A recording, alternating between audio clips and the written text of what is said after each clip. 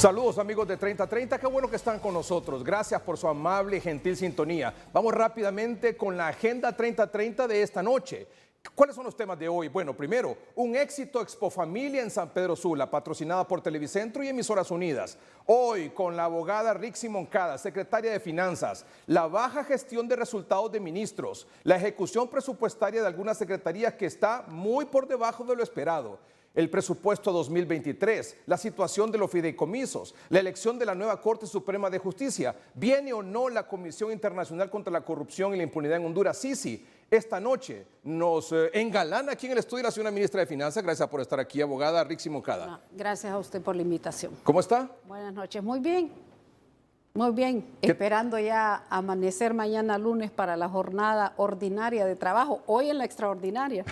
Muy hoy bien. en la jornada extraordinaria. Muy bien, ¿cómo estuvo ese Consejo de Ministros? Extenso, de 2 de la tarde. ¿Demasiado para su gusto? De 2 de la tarde a 10 de la noche, suficiente como para entender la situación del país. ¿Y usted creería usted que a esta fecha estaría mejor la ejecución de los ministros, que iban a hacer más pilas, que iban a haber más obras, más acción? Estamos donde planificamos estar. Bueno. Y avanzamos como también planificamos avanzar, solo que quizá no con el grado de dificultad que íbamos a encontrar en el gobierno y que obviamente nos obligaron en el primer trimestre a hacer el proceso de reestructuración que era obligatorio. ¿Pero hay algunas secretarías de Estado que se le han quedado atrás, señora ministra? Hay secretarías de Estado con un nivel de ejecución medio, con un nivel de ejecución bajo, pero lo importante es el avance en cuanto a la esencia del proyecto de refundación de la patria y de la instalación de este gobierno socialista democrático que avanza y que se construye y se reconstruye cada día para cumplir con la propuesta de refundación de la primera mujer presidenta de Honduras. Muy bien, hay varios temas evidentemente, como usted sabe, que desarrollar con usted, señora ministra, pero hay 3 preguntas que la gente no me va a perdonar si yo no se las hago a usted. Cuando se anunció que usted iba a participar aquí en el programa, hubo un tremendo revuelo en las redes sociales. Y yo tengo que hacerle esas preguntas a usted esta noche. Pero antes, señora ministra, permítame presentar a Jean Paul Irías, que nos trae un reporte, un resumen de esta tremenda actividad fabulosa de Expofamilia que se ha desarrollado, entiendo que por primera vez, este evento que reúne la familia hondureña, en este caso en el norte, en San Pedro Sula, se realizó por primera vez, auspiciado por Televicentro, Emisoras Unidas, con un tremendo apoyo también para los emprendedores. Muchas gracias, licenciado Edgardo Melgar. Nosotros nos encontramos en San Pedro Sula, exactamente en Expocentro, como lo han mencionado en Expofamilia 2022. Cae la noche, pero la gente sanpedrana ha venido a disfrutar desde tempranas horas. 9 de la mañana fue la hora citada para que las personas pudieran venir a disfrutar de diferentes actividades, entre ellos juegos mecánicos, conferencias, tuvimos influencers, presentaciones artísticas y estamos a unos minutos de poder disfrutar de una presentación con el cierre de Diablos Negros aquí en Expocentro para poder culminar con broche de oro Expofamilia 2022. Un lleno total, miles de personas contentas. Hemos caminado por los diferentes puestos de Expocentro y las sonrisas de las personas son evidentes. Qué bonito compartir con la gente sanpedrana que merece esta alegría y Expofamilia fue testigo de ello. Gracias a todas las personas que pudieron asistir y disfrutar de las diferentes actividades que tuvimos presentes aquí en Expocentro y esperemos que para próximas ediciones pueda realizarse de igual manera. Desde San Pedro Sula regresamos con 3030. Muy bien, gracias Jean Paul Irías por el reporte de lo que está ocurriendo en Expofamilia en San Pedro Sula este día. Señora ministra, le decía, hay temas de fondo muy importantes para el país, pero quiero hacer 3 preguntas para usted, muy puntual. La primera de ellas, ¿tenía expectativa de ser magistrada de la Corte Suprema de Justicia? Hace 15 años. Hace 15 años, sí. Hace 15 años. ¿O desde hace 15 años? Hace 15 años, bueno, ahora han pasado con el nuevo proceso 3 cortes. Vamos a la 4ª, ¿verdad? 3 cortes son 21 años. Entonces, por eso le digo, hace 15 años o más, la primera, la segunda, la tercera, en 2 de ellas me postulé de manera individual, de forma personal. ¿Y tenía expectativa para esta? Para la actual... Para la que se va a elegir el 25 de enero. La verdad. La verdad, no tenía expectativa. Estoy, creo, en otra etapa. Asumí un compromiso muy fuerte, un compromiso político, un compromiso ciudadano con la primera mujer presidenta de Honduras, de acompañarla en la construcción de este proceso.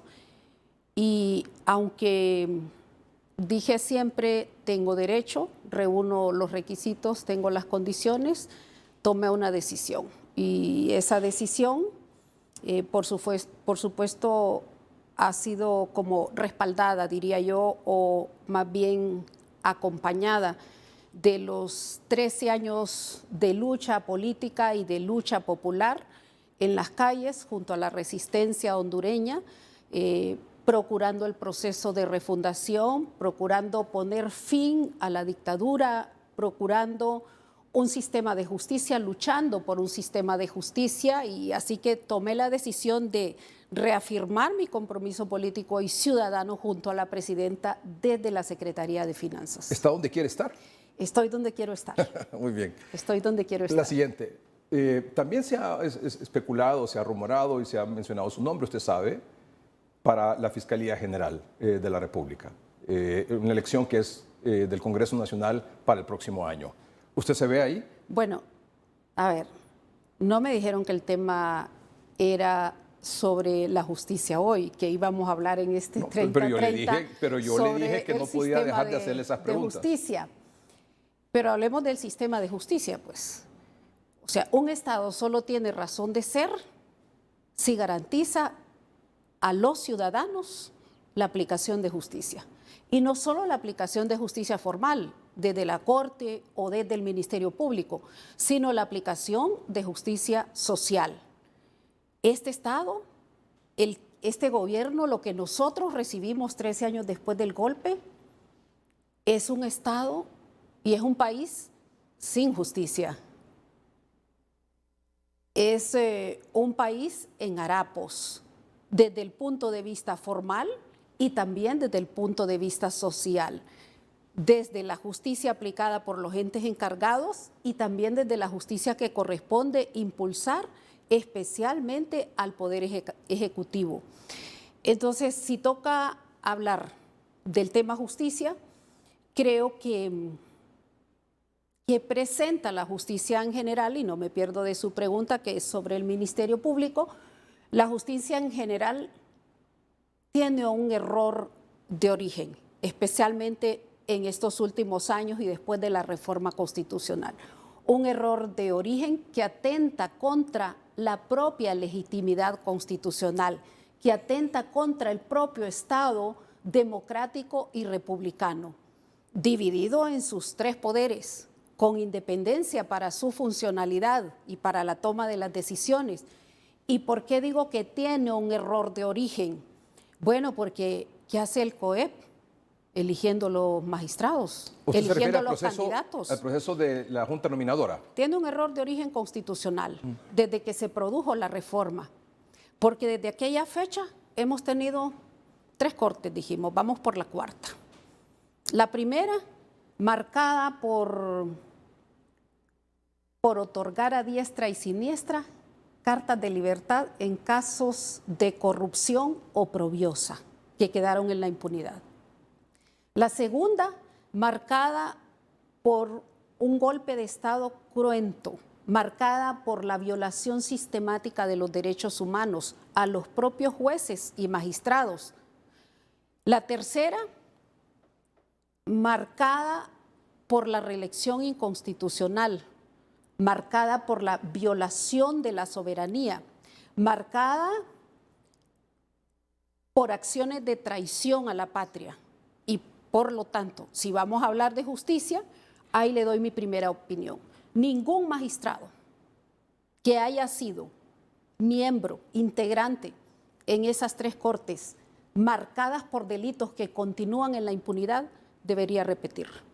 ¿Y cuál es el error de origen? ¿Cuál es el error constitucional de origen que tiene este proceso y que nos ha llevado a niveles de corrupción insoportables, intolerables, desde todo punto de vista, que tienen que ver con los presupuestos, que tienen que ver con los fondos, que tienen que ver con los recursos que aporta el pueblo hondureño y que forman parte del financiamiento de esos presupuestos y del gasto público? ¿Por qué no deben repetir? ¿Por qué el proceso tiene ese error de legitimidad?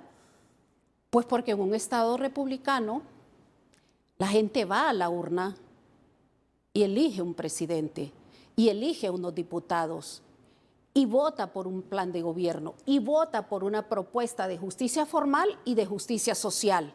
Sin embargo, a la hora de elección, ese derecho pareciera negado, resulta negado tanto a la investidura de la presidencia como al propio Congreso, que representa por elección de primer grado al pueblo hondureño.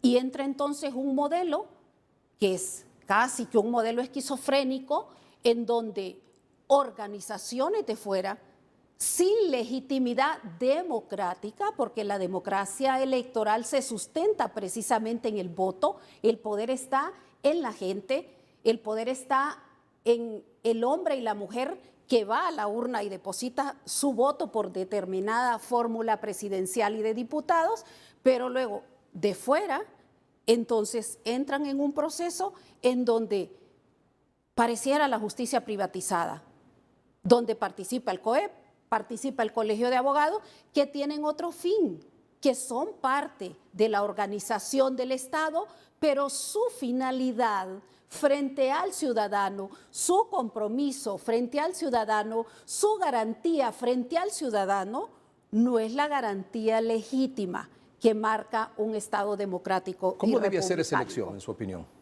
Para mí, debemos procurar una reforma constitucional importante que legitime el proceso de configuración del Poder Judicial de Honduras a través de la representación genuina y legítima. En otros países, las propuestas las hace el Poder Ejecutivo, los congresos ratifican, hay distintas formas de elegir tanto magistrados de la Corte como fiscales generales. Hay sitios, hay lugares, hay países en donde esa elección se produce incluso por voto popular, en el caso de los fiscales generales, en el propio Estados Unidos, en el caso de distintas autoridades que tienen que ver con la justicia. O sea, se trata de salvaguardar el poder legítimo que reside en el pueblo, que reside en los ciudadanos, porque reitero, las organizaciones que son y que forman parte de la sociedad, pero se constituyen para otros fines. O sea que este sería el momento propicio para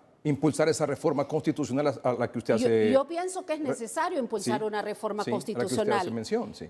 Porque habría que aprobarla y luego ratificarla. Y que además, o sea, y tengo que aquí valorar el enorme esfuerzo que hace el Congreso, el enorme esfuerzo que están haciendo los miembros de la Junta Nominadora en todo el proceso de selección, el enorme esfuerzo de colegas, compañeros que se han sometido a todo el proceso, pero estamos hablando del punto de vista de los resultados de 3 Cortes Supremas en 21 años que sumieron este país en una injusticia, en unos niveles de injusticia brutal. Este país es un país donde tuvo que venir la justicia de los Estados Unidos y donde nunca se abrió un proceso, y todos somos testigos de ello, por ejemplo, por narcotráfico. a las grandes esferas, donde los delitos económicos, donde las responsabilidades financieras, todas están totalmente en la impunidad. ¿Cómo valora, hablando sobre el tema de la Junta Nominadora, cómo valora usted el hecho de esta comisión de veeduría internacional que estuvo esta semana aquí en Honduras reuniéndose con distintos sectores y que está como supervisando ese proceso de selección? Valoro los esfuerzos, pero eso no constituye ninguna garantía. Igual observadores tuvimos en todos los procesos de elección de la Corte y vendieron el territorio y violaron la Constitución y aprobaron la reelección y violaron derechos humanos sistemáticamente. Y nunca han llevado hasta el final un juicio sobre las redes que han operado especialmente durante los últimos 13 años. Entonces es un buen esfuerzo, se valora el buen esfuerzo, pero eso no constituye ninguna garantía. Creo que la evaluación popular, la participación ciudadana directa en los procesos electorales, en las formas de elección, en ese proceso de legitimidad que se da y de legalidad, es lo que realmente puede hacer que los ciudadanos investidos de autoridad desde estos poderes, desde el propio Ministerio Público, asuman una responsabilidad, asuman el compromiso que tienen de garantes de aplicar justicia desde el punto de vista formal. ¿Qué esperaría usted de la ya propia elección en el Congreso Nacional? Bueno, lo primero es que no se repita lo que dije antes.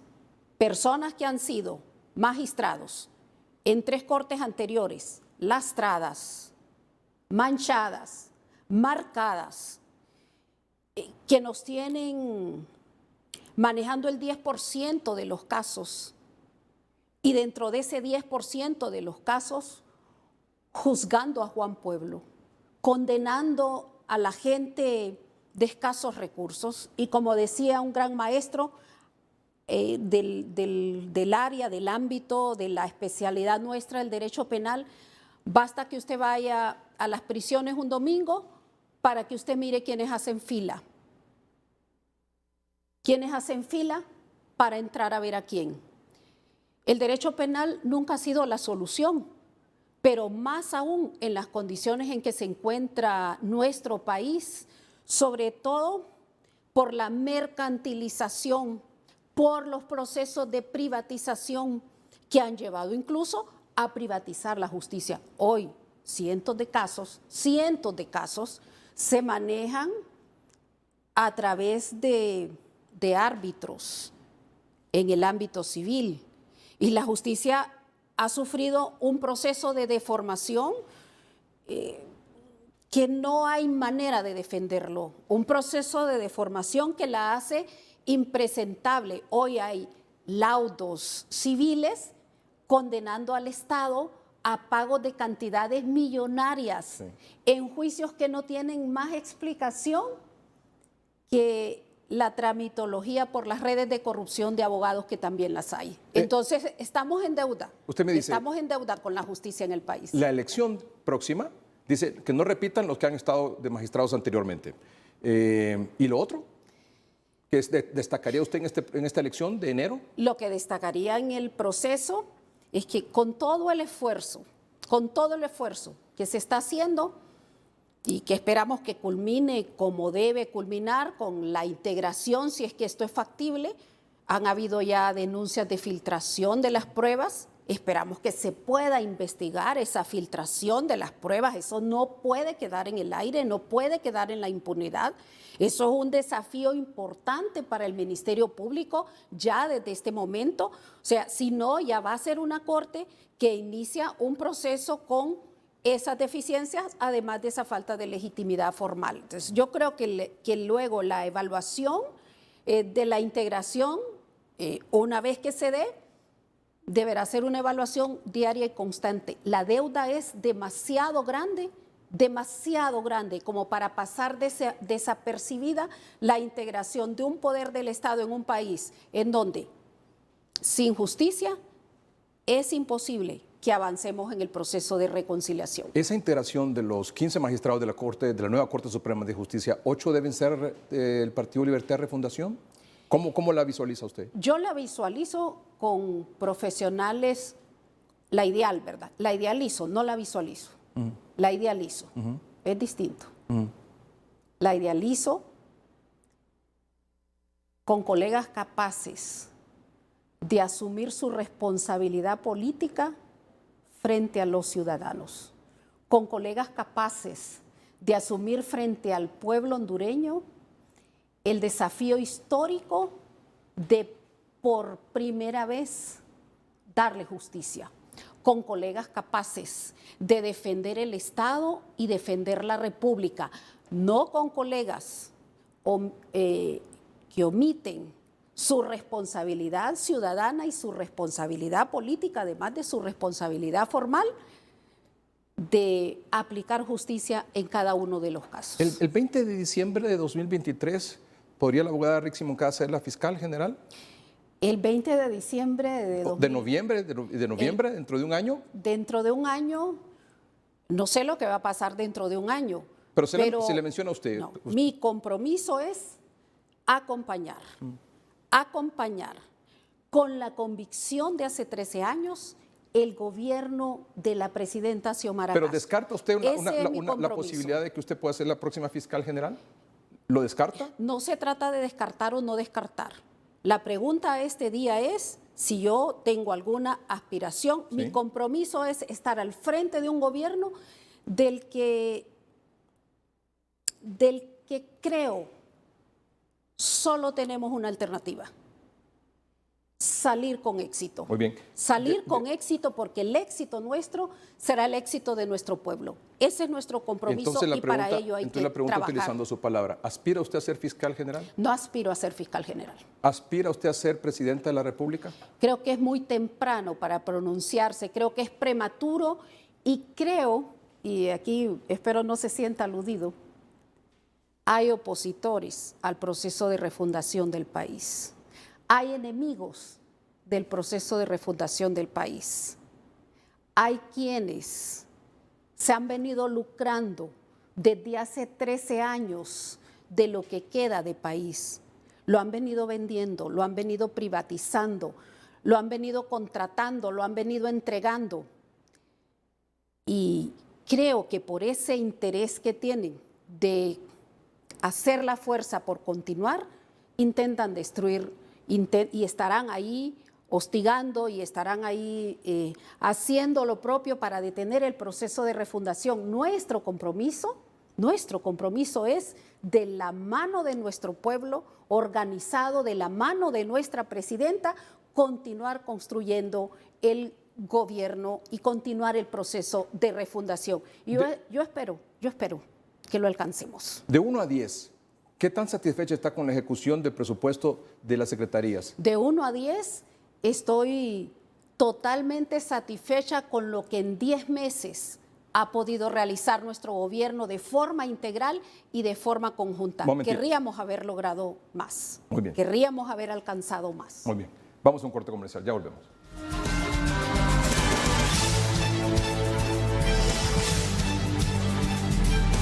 Abogada Rixi Moncada, gracias por acompañarnos esta noche. Es la secretaria de Finanzas. Otro tema es el de los fideicomisos y la ejecución presupuestaria en estos 10, 11 meses de gobierno. Pero antes, ¿viene la CICI? La CICI viene. Es la palabra de la presidenta. Es el compromiso frente al pueblo. Volvemos con la CICI a hablar del tema justicia. Y la CICI debe venir no para convertirse en una pegatina del organismo responsable de ejercer la acción penal pública, que nunca la ejerció. La ejerció para los casos bagatela, pero nunca la ejerció para la corrupción organizada. La CICI debe venir para investigar esas redes de corrupción, especialmente las redes de corrupción público-privada, porque han operado en conjunto durante 13 años consecutivos y han saqueado este país y han saqueado el Estado. La CICI debe venir no como pegatina de una institución que en este momento no tiene ninguna credibilidad frente a la ciudadanía, porque hace dupla con la Corte Suprema, No tienen razón ni tienen sentido si apenas pueden operar el 10% de casos y de esos saldrá el 1% con sentencia y todos son bagatelarios. La CICI debe venir como presentó el proyecto la diputada Zelaya, la diputada Pichu Zelaya. Así debe venir con facultades plenas para poder investigar. Ya se cuenta en el Poder Ejecutivo con suficientes evidencias de todo lo ocurrido durante 13 años consecutivos. Hay procesos de auditoría en curso, hay material suficiente para poder hacer investigaciones. Y hay una cosa importante y es que este gobierno levantó el velo de la secretividad. Y al levantar el velo de la secretividad, todo es público. Absolutamente todo es público.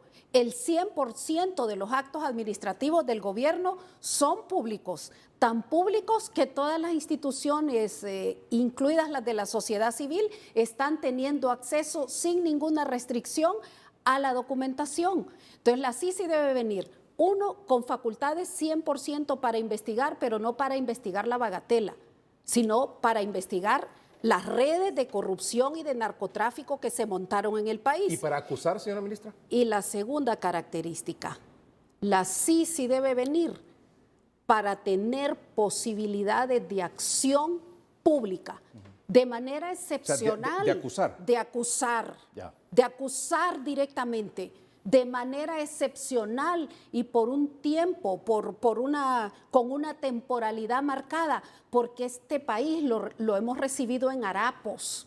¿Cómo? Y No entiendo eso de poder acusar con una temporalidad, ¿no? Que todos los casos de corrupción delimitados que debe investigar, no bagatela, la corrupción organizada, público-privada, especialmente las redes de corrupción en materia de contratos, en materia de fideicomisos, de alianzas público-privadas, toda esa corrupción, toda la narcoactividad en la que hay muchísima gente vinculada y que ha sido evidenciada por tribunales extranjeros, debe venir para investigar esos casos de alto impacto. Cuando yo planteo temporalidad, me refiero a que la justicia de Honduras ocupa una etapa de transición, porque aquí se destruyó lo más preciado que puede tener una sociedad, que es la confianza en sus autoridades y en su gobierno. Y eso se destruyó con el golpe. Y para eso contribuyeron aquellas cortes. Y para eso contribuyeron muchos jueces, de los cuales se están postulando de nuevo ahorita, porque varios de ellos son magistrados todavía en la actualidad. Entonces la CICI debe venir con capacidad para investigar, es lo que ha dicho la presidenta, con capacidad para investigar al 100%, y con capacidad para presentar acciones penales de manera directa y sostenerlas por un tiempo de transición, por un tiempo que nos permita a nosotros recobrar la confianza, recobrar la credibilidad. Usted mencionó una palabra de presentar acción penal, o sea, de acusar en casos excepcionales. En casos de alta corrupción. Ah, ya, muy bien. En casos de gran impacto, magnitud, sí. de redes que tienen que ver con el crimen financiero. Ministra, ¿cuánto tiempo podría estar la CICI aquí? Yo creo que debemos evaluar el periodo de la CICI dependiendo del tipo de delito que finalmente se establezca que deben investigar. Por ahora creo que ese tema, que es un tema que está siendo manejado por el canciller y por el ministro de Transparencia, va avanzando y que las instrucciones de la presidenta han sido claras en ese sentido. No queremos una CICI pegatina, no queremos una CICI sujeta a la decisión de las actuales autoridades del Ministerio Público. O sea, eso sería un engaño a la población. Eso sería, caer en la misma trampa, en la de siempre, en aquella de la institucionalidad y de la seguridad jurídica. La seguridad jurídica no se puede sostener con corrupción impune. La seguridad jurídica se debe sostener con actos concretos que evidencien que este país sí está dispuesto a ponerle fin a la impunidad. Vamos a un corte comercial. Se me olvidó preguntarle, ¿la CICI va a ser financiada por Naciones Unidas o por el gobierno de Honduras? Yo creo que hasta ahora no se ha definido el modelo de cómo debe ser financiada, pero me parece que el país y lo que se ha planteado en las discusiones hasta el momento, sin perjuicio de que ese proceso continúa, lo que se ha planteado es que el financiamiento debe darlo el gobierno de Honduras. Pero, por supuesto, eso no es excluyente de poder recibir asistencias o cooperaciones de carácter técnico o de otra naturaleza, pero fundamentalmente debe ser financiada por el gobierno de Honduras. Se trata de venir a investigar y ejercer acción en casos de alta corrupción que deben ser financiados por el Estado de Honduras. Vamos a un corte comercial. Cuando regresemos, entiendo que hay 3 secretarías que resultaron aplazadas con la ejecución de su presupuesto. 3 que salieron más o menos y 17 que están bien. Usted lo puede comentar después del corte comercial, por favor. Ya volvemos. Señora ministra, entiendo que en la evaluación de los de distintas secretarías de Estado en cuanto a la ejecución de su presupuesto, 3 salieron aplazadas, 3 salieron más o menos y 17 salieron bien. ¿Puede explicar un poco eso, por favor? Bueno, esa es una evaluación que es importante porque está orientada hacia todos los indicadores y porque evalúa toda esta parte formal del gobierno. Creo que es una evaluación desde el punto de vista financiero de la ejecución de su presupuesto y también en el caso de proyectos desde el punto de vista de la ejecución material de los proyectos. Yo creo que al cuarto trimestre se va a alcanzar un porcentaje aceptable en cuanto a la ejecución. Pero me parece, Melgar, que la evaluación más importante es la evaluación que hace el pueblo hondureño a cada uno de los ¿Podemos saber ministros. cuáles fueron las 3 aplazadas? Es que no, o sea, la evaluación se dio en general y yo creo que no debería, no tiene ningún sentido, digamos, que hablemos nosotros sobre si hay o no hay aplazados porque los ministros no están sometidos. Igual que tampoco lo están sometidos los candidatos a magistrados a una escuela, ni a la obtención de su grado o de su posgrado. Pero hay metas a cumplir. Hay metas a cumplir y yo creo que se debe esperar que finalicemos el año para ver qué ejecución presupuestaria es la que alcanza el gobierno global. Yo creo que lo más importante ahora es hablar de cuáles son los alcances, cómo hemos avanzado nosotros en el proceso de refundación, pero sobre todo, y hay un tema muy importante. Y yo quiero preguntarle sobre ese, que imagino que es el tema de los fideicomisos. Que desde el punto de vista de las finanzas públicas, desde el punto de vista de la transparencia, desde el punto de vista de las decisiones fundamentales y esenciales que ha tomado el gobierno, ese tema es un tema que creo que un tema que creo que el pueblo hondureño lo debe Solo conocer. sáquenme de una duda, por favor, si es posible en 30 segundos, un minuto. Todos los días veo las protestas de personal de salud, señora ministra, médicos, enfermeras, etcétera, exigiendo que se les pague. ¿Qué está pasando? Al personal de salud, la Secretaría de Finanzas les paga en menos de 24 horas. Una vez que cargan sus planillas, los distintos administradores de las distintas oficinas, de las distintas áreas, la Secretaría de Finanzas en este momento y durante estos 10 meses ha cumplido a cabalidad con el pago de los salarios a los empleados. ¿Por qué protestan ellos entonces? Porque manifiestan, tenemos 3, 4, 5 meses que no nos pagan. Todo forma parte del desorden heredado. Recuerde usted que los meses de noviembre, diciembre y enero se hicieron nombramientos y se empezaron a subir nombramientos y hay entiendo yo, médicos y personal de salud que tiene 2, 3 y hasta 4 plazas y eso ha sido bastante lento ese proceso porque ha sido un proceso de revisión en lo que era todavía factible revisar. Hábleme de los fideicomisos. ¿Qué pasó con los fideicomisos? Yo creo que lo voy a vincular con el tema justicia. Un Estado que no tiene justicia en realidad, como dije antes, no es un Estado. ¿Y qué es lo que pasa con los fideicomisos? Nosotros lo denunciamos en el primer informe preliminar que planteamos y desde la presidencia se tomó una decisión, cancelar el esquema de corrupción público-privada que instauró la dictadura durante 13 años consecutivos. Ese esquema de corrupción público-privada en el ámbito estrictamente financiero, en el ámbito del manejo de los recursos del Estado, está marcado por los fideicomisos y las alianzas público-privadas. Y le voy a dar un dato importante, un dato que toda la población debe grabárselo, porque es un dato que aterroriza. Por ejemplo, solo el fideicomiso de tasa de seguridad. Los fideicomisos, o sea, son instituciones que desde la perspectiva mercantil, desde la perspectiva del derecho privado, son instituciones manejadas de hace décadas. Pero los fideicomisos importados a la administración pública para privatizar el dinero del Estado, para ejecutar el dinero del Estado saltando la ley de contratación del Estado, para ejecutar el dinero del Estado fuera de la caja única del Estado, para ejecutar el dinero del Estado sin ningún control del Tribunal de Cuentas y del resto de entes contralores, eso no puede ser otra cosa que la puerta o el portón para la corrupción.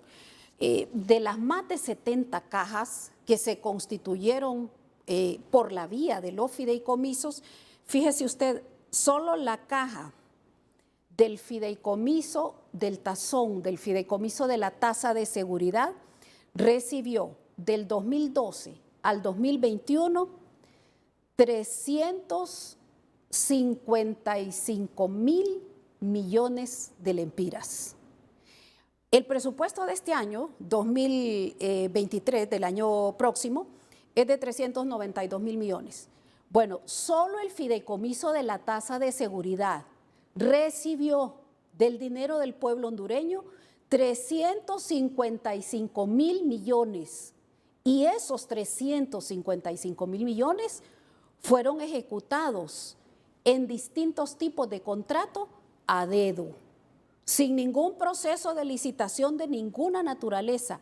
Hoy que nosotros recibimos, y como bien se tomó la decisión de cancelarlos por la vía ejecutiva y por la vía legislativa, con fuerte crítica, porque por supuesto cancelar fideicomiso lleva todo un proceso de auditorías, todo un proceso administrativo que durante 10 meses ha tenido lugar y que continuamos nosotros. Solo este fideicomiso de la tasa de seguridad debe en este momento 7.300 millones. Esos 7.300 millones van a terminar de pagarse hasta el año 2029. Este fideicomiso era manejado por el comité, y ese comité especial, ¿por quién estaba integrado? Por el FONAC, por el COEP y por el gobierno. Ahí se decidía qué hacer con este dinero del tazón, y además era secreto.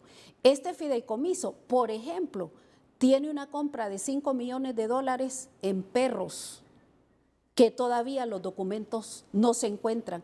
Este fideicomiso tiene miles de lempiras en compras de boletos para ir a conciertos, como el que dio Romeo Santos.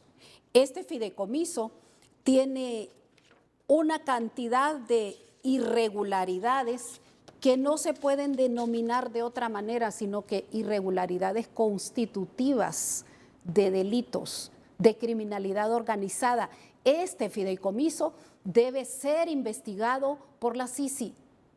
Este fideicomiso está toda la documentación que nosotros encontramos, la posible, la disponible, a disposición de las autoridades, pero ese debe ser de los casos que debe ser investigado. Hay otro, este fideicomiso tiene más de 130 proyectos que, como digo, fueron adjudicados a dedo, sin ningún proceso. Y todo lo que es adjudicado a dedo no se puede hablar de otra cosa más que de corrupción, y que debe ser investigado. Más de 130 proyectos todavía pendientes. Y hay otro fideicomiso, además de este. Permítame un momentito. De la tasa de seguridad. Del otro fideicomiso. Me habla después de la pausa comercial. Ya volvemos. Señora ministra, ha sido un verdadero gusto conversar con usted esta noche. Nos quedan temas pendientes, espero tener la oportunidad de seguirlo conversando. Le doy la oportunidad para que se despida, 30 por favor. segundos. Fideicomiso del IPE, salieron del presupuesto desde el 2015 18.000 millones sin registro de su ejecución, como si fuera empresa privada. Y fideicomiso de Invest, hospitales, medicamentos, mascarillas y todo lo que representó la pandemia. Hay que investigarlos, son actos de corrupción, forman parte del crimen organizado público-privado. Melgar, devolvámosle al Estado su dimensión y su dignidad. Ese es el proyecto de la primera mujer presidenta de Honduras. Devolvámosle al Estado su dimensión y su dignidad. Sin Estado no hay justicia. Abogada, muchas gracias por acompañarnos. Gracias La ministra a de usted. Finanzas, gracias. Espero que se haya sentido bien el programa. Gracias a ustedes por su atención. Buenas noches y que estén bien.